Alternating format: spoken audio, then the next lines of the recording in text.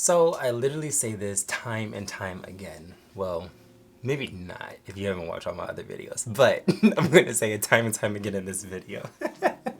Vulnerable communication. In this video, I want to talk about what I feel like stops us from vulnerable communication, which is essential to developing deeper connections. So I had the fear of being betrayed and being unable to trust. So in this part, I want to talk about why we do not vulnerably communicate, again, what stops us. And then in part two, I'm going to talk about how you can begin to learn how to vulnerably communicate. So starting with the fear of being betrayed. So like many of us, I believe we've had a lot of history of being let down.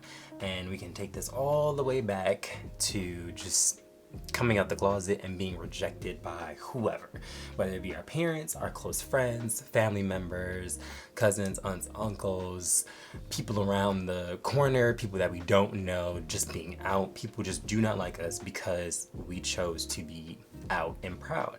And I feel like this history of being just let down or rejected by folks kind of closes you off a little bit. It kind of puts you in this fear mindset, and you almost want to avoid that interaction, those situations, because they're hurtful and they're painful. And I believe that just what we have gone through, we're kind of carrying that with us till today. And we have these walls and barriers up that no one can break down because we feel like we have to protect ourselves. Which I talked about this in one of my videos, and it took me some time to figure out like what was going on and why it was going on. And I finally feel like I understand it because I literally just stopped. I just stopped being so afraid that someone was going to hurt me, and I just chose to open up, because what I realized was me putting these walls up were literal walls. Like nobody could get in, and I couldn't even get out, and I couldn't really connect with someone. So I think this fear of being betrayed is, it's a valid fear, because when we were younger, at least for me, the hardest one was just kind of like my parents. And I felt like after I came out, like just our relationship was different. It's not like they like let me down, but it just was like things weren't as happy as they used to be. Things weren't as fun as they used to be. I didn't feel the love that I felt before, and that really hurt. And then that happened with best friends after that. I had two female friends that I was really close to that were into me, and then once they figured out like, oh, he's really gay, which I don't know why you would, when someone tells you they're gay, why would you think that they're not? And another video, but yeah, after that it was like they stopped talking to me. There was no like conversation. It was just like complete rejection. And then I would have boyfriends further down the line that it would be some of the same thing, where it was just like no reasons brought up. It was just kind of like, I'm not doing this and things like that. So just not good communication and just hard relationships and situations that kind of made me close up more, because those feelings were painful and hurtful.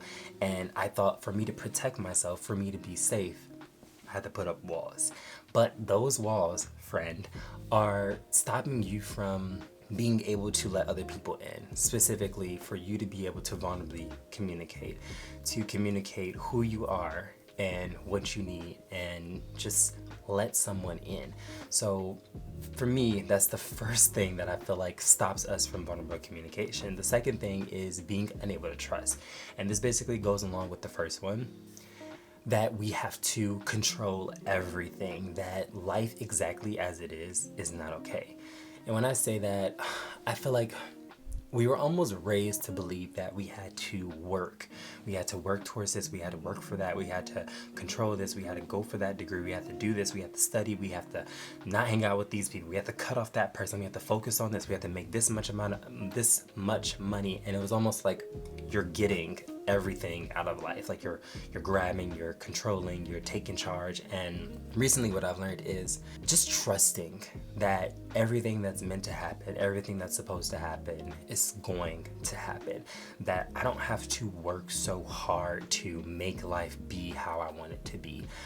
I can just accept this moment exactly as it is right now and just be okay with it. I mean, I'm healthy, I have food downstairs, I have a roof over my head, I have this expensive camera, I have an opportunity to just talk and chat and connect with people online. That's enough. I don't really need much more. Like, I don't have to burn myself out. I don't have to fight tooth and nail. I don't have to control who's around me. I don't have to tell this person off and tell this person to not talk to me again and find friends and go out and control what my partner does and be like, just accepting everything that comes your way and just dealing with it one by one. I feel like life does that enough that we don't need to go out there and create problems where there aren't problems. Just be and just experience what's going on right now. Be grateful for what you have and just trust the process. I think that just, again, our past and what we have gone through as gay men has taught us to almost put on this just coat. It's almost like the walls and then the coat of control. Like, I am in charge.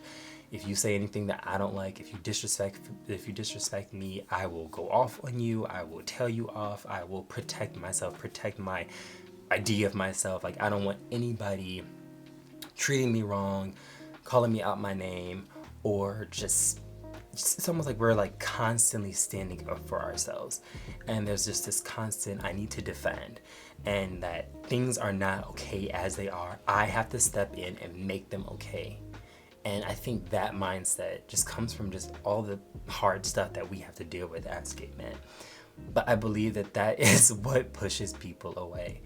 I think it's hard to connect and open up and just let love in and let love out if you are constantly on the defense. How will you trust somebody enough to tell them, this week was tough for me, or I just got a test result back that was not good, or I just broke up with my boyfriend, or I just had a conversation with my father or my mother and it was really tough. I need love right now. I'm hurting. I feel alone. Like, these things are hard for us. And again, love to talk with you all down in the comments below, because I'm not trying to speak in generalizations or say what your experience is. I'm just sharing my experience and just what I hear from my friends, my partners, other gay folks. And I want to open it up and talk about it more so that we can just learn from each other and grow from each other. And for me, this vulnerable communication stops us from connecting deeply with people, which leads to a lot of isolation and loneliness, and we don't understand or know why. And I think it's the walls and the coat. Take the coat off. Trust that everything that has happened and everything that is going to happen, that's it. It's going to happen. It's okay as it is, and you are capable of dealing with everything. But don't let that stop you from letting people in. Don't let that stop you from leaning on people. I think the toughest thing that we go through is believing that we are all alone and that we have to figure it out for ourselves. That rejection that we received from a lot earlier from our parents is like, well, if I can't depend on them, I can't depend on anybody. And from here on out, I will always take care of myself. I will always depend on myself, which I don't think there's anything wrong with that, but I don't think that you should do that in lieu of depending on other people or asking for help or needing a listening ear. Those things not only help us to connect with people and feel better, it just helps us to be a healthier person at the end of the day. Helps us to not fight and defend ourselves against life. I hope that makes sense and wasn't just like me rambling, and I'm just very curious.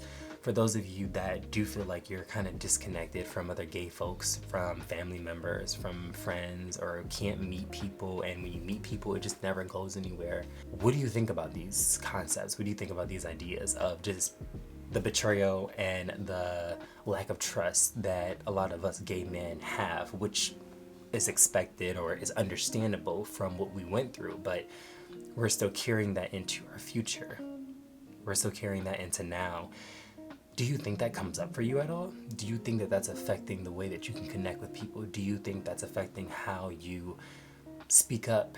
Do you think that that's stopping you from being vulnerable, from trusting someone because of that fear that they're gonna hurt me? So I'm not letting anybody in. Why let anybody in if they're just gonna hurt me? So hopefully you got something from that. And if so, or if not, let me know in the comments below. I'm always eager to have feedback just to figure out what we can talk about to strengthen and empower our community.